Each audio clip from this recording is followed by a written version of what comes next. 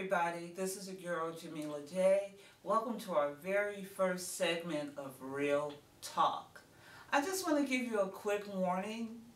Our first guest, Dr. Irene Huston, will be coming on the show, and she's going to talk about her life story, and which includes some very touchy subjects. So if you have small children, ask them to leave the room, please, because we're going to be talking about sexual abuse, molestation, and rape. So at a later time, maybe you can sit down with your young ones, maybe even your teenagers, and have a dialogue, because this is a very important show, and I do hope you watch it responsibly, and hopefully it'll create a dialogue among families. This is just real talk. Hey everybody, this is your girl Jamila J on Jamila J's Real Talk. On this segment, I have Dr. Pastor Irene Huston, and we're going to be talking about her book, Release Your Mind and Live Again. Welcome to the show, Dr. Pastor Irene Huston. Thank you so much, and thank you for inviting me. Well, thank you for being here. I read this book. I got mad, I threw it down, picked it up. This book, how did you decide to write this book at one point in your life? Why did I write the book? The initial of writing a book was because I work with women, and we all have our stories. Yes, we do. They're not the same. And when I say work with women, I work with so many women who have visions, but they have not got past the event. The event, the pain, the hurt. The event, when I say the event, we have in life where an event will take place. And what happens when the event takes place? Every day becomes the event. We never get past the event because we can't answer the question of why. Why? Why did it happen to me? Why? We're still in a state of why. Why me? Why me? On the initial when that happened, the first thing I thought was, I have a sister, and I said, oh, why me and not my sister?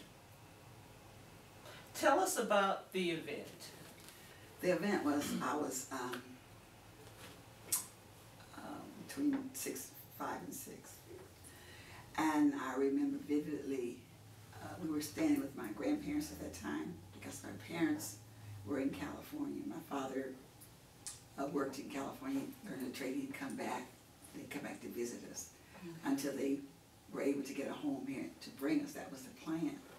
Meanwhile, we lived with my grandmother. And we were outside swinging on the swing. And my uncle came to the door and he said, Irene.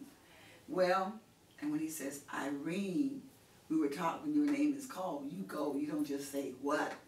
You go to see what they want. In the book, it's Carmen. Yes. Carmen. You're Carmen. Okay. I am Carmen. You are Carmen. Okay. Okay. I am Carmen. So Carmen, and we ran to just with excitement, left the swing with excitement because my uncle before, played with me and you trust. Right. There was never a reason not to go to see what uncle wanted with me. Okay.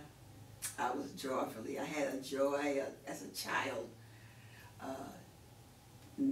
ignorant of certain things. Because You're a baby. You're only 5 or 6. 5 or 6. So upon me arriving to the door, it was a screen door. I went to the screen door and he said, come on, I have something for you. And I'm excited. What does Uncle have for me?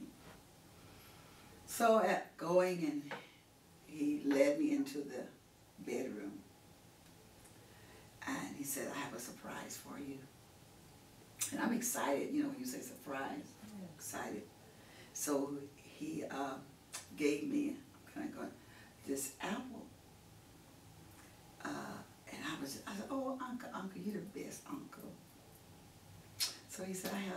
something else for you, but get on the bed. Hmm. So we got in his room, so I got up on the bed. And so he came back in, and he was, said, do you like your apple? I said, yes. He says, began to talk to me and tell me how I was his special niece and how he loved me. And all the time he's talking, he's rubbing my leg. You know, even at that age, you just feel like, son, I don't know. You know, uncomfortable, yeah. You know, the way he was rubbing my leg, not really knowing, not having a clue to where he was going with this. Right. So then, he commenced to go put his hand under my dress. And then he began to, as he began to fondle. Did you cry? Did you say stop? I'm mesmerized. Yeah. I'm kind of wondering, what is this? Yeah. You know, it's, you're there, and you don't, I can't,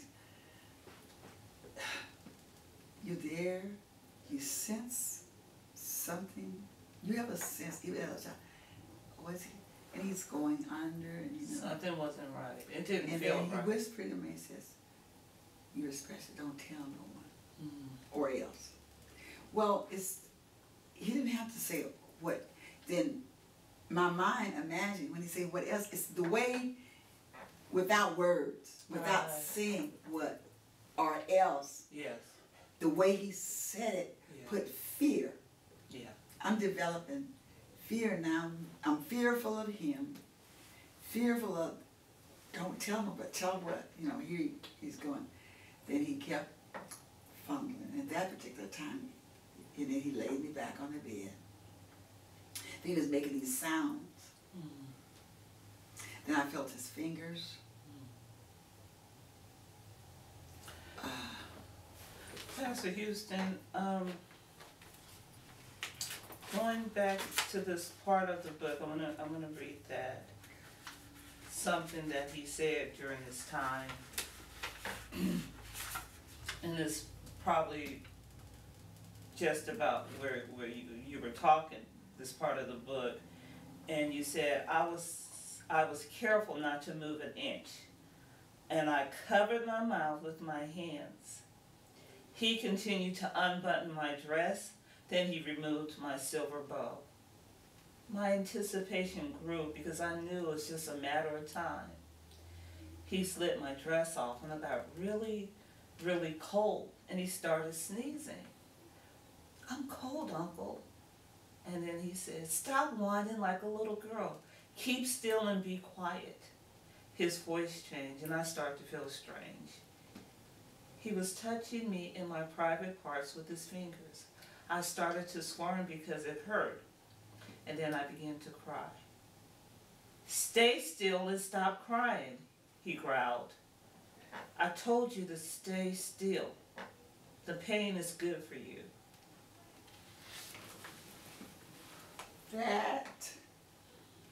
Those words right there, the pain is good for you. Followed me out my life. The pain is good. You go on to talk about your uncle. He was in the war. And my mother used to call it being shell-shocked, or now they call it post-traumatic stress syndrome. So he had some mental issues, you would say? I didn't know at that time, but as I grew older, and he was different. You know, I just call it different from all of his other brothers. It's totally different. And without, I would say he had mental problems. And you also mentioned in the book that every morning he would get up, get dressed to go to work, eat breakfast, and he would tell his mother, your grandmother, okay, I'm going off to work, I'll see you later. Then he would go right back into his room. Right. So that, I didn't know at the time, but after I realized that he was off. I just kind of use that kind of not together. Right. Or he was acting that way. I don't know you, but he was. And she would say, you know, she made remarks that I would hear when he would say that. You know, but I just realized after you get older, at the time, you know, you don't know what's going on. You don't know, yeah. But he was. Did you ever tell your mom? Did you ever tell anybody? No, I did not. When I was grown, about 30, I had to be about 38 or 40 years old when I told my mom. What was her reaction? Shock. But in the book, she said, well, I'm going ahead, but it's in the book. This is from your words. She said that something changed in you. She said she knew something had happened to you, but she probably didn't know exactly what happened. But then when she married you off, so to speak, I'm jumping ahead a little bit, but when you got married, she was hoping that would bring back the old Carmen. Yes, my mother, not knowing, she meant well. Yeah. Very strong woman, but not really understanding about how to raise a daughter.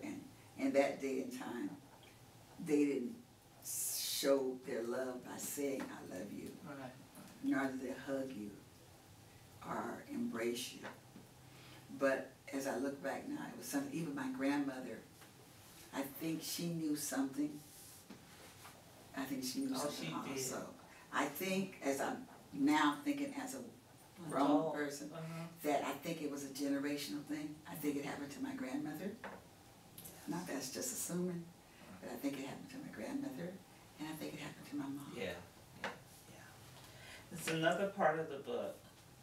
As time went on, my uncle's unwanted sexual penetration and physical control became more frequent and intense. The more he violated me, the more I would clean up at home in order to feel better about myself. So you used that fear, that energy, and you just cleaned up and I got this thing about cleaning. I was always cleaning, and I still clean. Did your mother ever say, well, why are you cleaning so much? Did she ever question you? No. No. They just thought I liked to clean, I guess. Yeah. And at the time, I didn't realize that, but I felt just the need for always cleaning something. Really? And then you go on to say, I felt empty and began to crave the acceptance of my father because of what my uncle had done to me. I felt in my heart that my father would add a sense of purpose and value to my life. What was your relationship with your dad? My dad's relationship, you're probably reading the part after I had the child. I think you skipped it. That my father and I were, we were close, very close. He was my everything. But after I got pregnant, the second rape, I got pregnant. Okay, let's talk about the second rape. Tell us about that. The second rape happened when I was 13, going on 14. My mom and my dad went to LA and left my brother at home to watch over us. And so how old was your brother? My brother had to be 16 or 17. So he was a little older than you. Yeah. Okay. So he was supposed to be watching over us. So I was at my friend next door, my girlfriend's. So she came over to the house with me. Upon her coming with me, my brother was there with his friend. So as we came through the door, we noticed that they were laughing or doing something, So we sat down. So my brother gets up and takes my friend into the bedroom. So I'm left there with his friend. And his friend comes over and he sits down next to him and starts talking to me. And to make a long story, he started fumbling, hugging me and fumbling with me. And I said to myself, oh no, not again. It's something that I was familiar with. Right. So, and I didn't fight. I don't know why I didn't fight at the age of 13. You would think. Were you afraid? Yeah, but all I'm thinking, this has happened. This is something that I had happened now. Is happening, and I'm not even fighting. I'm just. But did you didn't have to fight either. You know, I think, I'm not a psychiatrist, but at 6 years old, the fight left you. You know, the fight left you because it became almost normal. Yeah, exactly. Yeah. But you don't understand, but at that age you would think that, but I didn't. I just let it happen. I just let it happen. You didn't let it happen. You were raped. You were raped. Let's go back. Let's go back in the book. Okay. Okay, let's go back. It says, that's when my brother started whispering in Whitney's ear, and she shook her head in agreement to whatever he was saying. Now, I knew she was a little adventurous, but I didn't know how much until she went upstairs with Joe, which was your brother. Well, we'll see you guys later, Whitney laughed. That was your girlfriend. I just stared at her and Joe as they closed the door behind them. When I turned around, I became nervous because I saw the look in Jason's eye. I acted like I didn't see him and pretended he wasn't even there. He made sure I knew he was in the room. Hey, Carmen, how you doing? Fine, I guess, I answered, trying to nonchalantly shrug the question off. Carmen, why you acting so shy, girl? You ain't that shy. All I could think of while he was talking was how nervous I was being in the room with him all alone. Before I knew it, he grabbed my arm, pulled me towards him. Come on over here for a minute. I have a surprise for you. His word choice brought ugly thoughts into my head. So when I moved, I inched toward him like a sheep to a wolf. I was a 16-year-old girl that had learned a helplessly lesson in resisting what I knew was wrong. Therefore, I continued to move in his direction. The closer I got to him, the more I felt like I should run away. So there was no fight in you. And it's funny you would say that. I'm good. Now, hearing this, I can't fight. I don't know today how to fight. I don't. Because this girl, can I just say this? Just hearing that, and I'm often asking myself, why can't I fight? I don't know how to fight. I'm strong, I do things, but I don't know how to fight. Because this girl beat me up every day after school, after that happened. Because that shut down the fight, my uncle, and then with him. Now I realize, so I'm thank you for being on here. It's something, it's open. Light bulb moment. Yeah. So she would beat me up every day after school.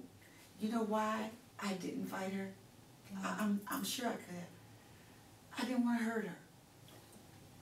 And I'm seeing myself now. I knew about hurt and being hurt. I didn't know how to hurt nobody because I didn't want to hurt anyone. Because you know what it felt like. I know what it felt like.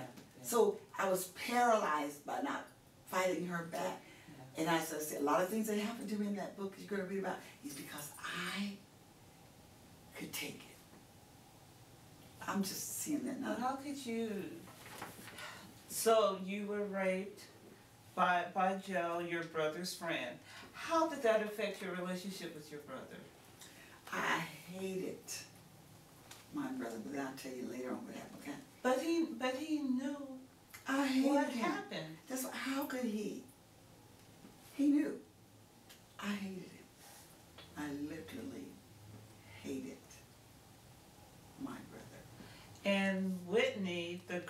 your brother was with did she have an abortion or a miscarriage? She didn't get pregnant. Oh, she did not get she pregnant. did not. Okay. I Got pregnant. Why me? Right. But at that time, you don't know. I came, the time they didn't talk about babies. They said it came for storks. What do you call it? Or, they just told you different kind of stories how they got here. And it was just, ignorance is a bad thing. Well, tell the audience how you found out that you were pregnant at 13 or 14. I mean, but this is not even uncommon. Even today, you have young girls that get pregnant. They don't know they're pregnant. And 7 months, 8 months down the road, oh, I have a big stomach. What's that? So this, even now today, in 2014, yeah, it's happening. It's happening. Tell the audience how you found out you were pregnant. I was going to school, and summer, and so we go visit my aunt in Seattle, Washington, and I was really, really skinny, so you couldn't tell by looking at me. By that time, it was 7 months pregnant when I went to visit my aunt. I noticed my stomach being hard. And in the country where I was from, it was known where children would have worms. And you tapeworms. Tapeworms. You could feel them moving and stuff. So I'm thinking, these are worms. I don't ask anybody anything because you don't talk. I didn't talk. I really did not talk. Only if someone said something to me, making me say something when I would talk. So I didn't tell my mom, I didn't ask my mother, what is this? I didn't tell her this was going on with my body, nothing whatsoever. So we go to Seattle, Washington. I give glory to God. God is good. Upon going and visiting her, I got a toothache. But before then, I had my sister, my aunt was going to work. So I had my sister, I just decided to ask her, I said, Ollie, let me feel your stomach. And I said, feel my stomach. Hers wasn't hard. You knew someone right. Yeah, my stomach you didn't know is hard. Yeah. Why is my stomach hard? So we got these books. So we started looking in the books about stomach aches, And so then I told I read it up. I said, here's something here about pregnancy. It was about stomach. I